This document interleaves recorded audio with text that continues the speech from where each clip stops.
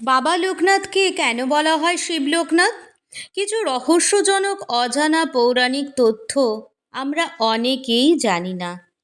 এই পৌরাণিক তথ্যগুলো জানানোর জন্য আমার, আপনার সবার দায়িত্ব সবাইকে অবগত করার। সেই কারণেই আমি তমালির গল্প নিয়ে হাজির হয়েছি আপনাদের কাছে কিছুটা অজানা পৌরাণিক তথ্য জানানোর জন্য। আশা করি ভিডিওটা পুরোটা দেখলে আপনাদের অবশ্যই ভালো লাগবে। লোকনাথ বাবাকে অনেকেই স্বয়ং মহাদেবের অবতার বলে মনে করেন। লোকনাথ বাবার মন্ত্র, রণে বনে জলে জঙ্গলে যখনই বিপদে পড়িবে আমাকে স্মরণ করিও, আমিই রক্ষা করিব। বহু মানুষ তাকে ভক্তি ভরে পূজা করেন। তার মা ও বাবা 11 বছর বয়সে বাবা লোকনাথের উপনয়ন দিয়ে সন্ন্যাস গ্রহণের জন্য পার্শ্ববর্তী গ্রামের ভগবান গঙ্গোপাধ্যায়ের হাতে তুলে দেন।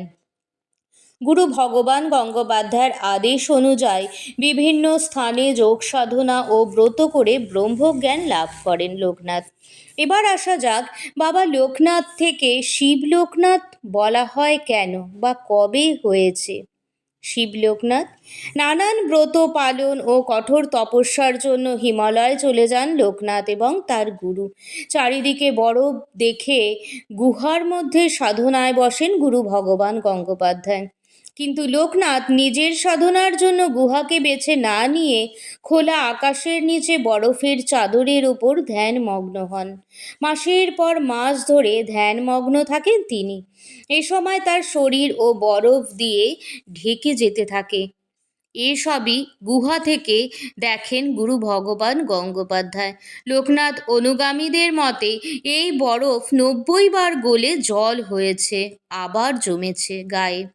এই হিসেবে গুরু বুঝিয়েছিলেন তার শিষ্য 90 বছর তপস্যা করে কাটিয়ে দিয়েছে।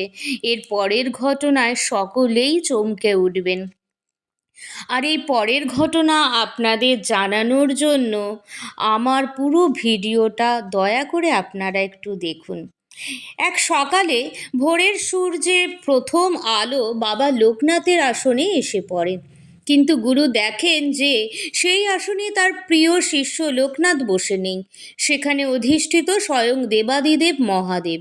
এই দৃশ্য দেখে বিভ্রান্তিতে পড়ে যান গুরু। নিজেকে জিজ্ঞেস করেন, যা দেখেছেন সেটা ভুল না সঠিক?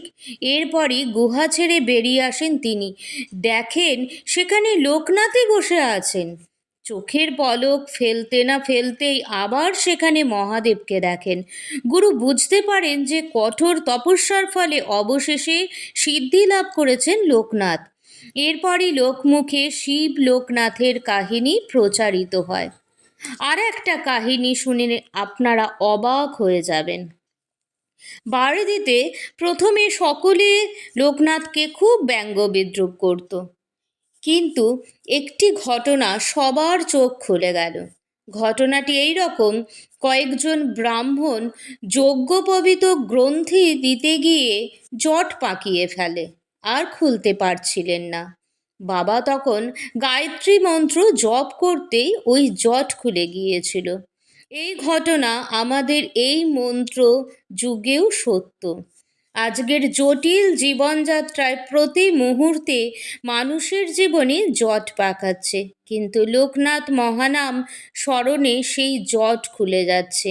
এটা একটা মহা সত্য।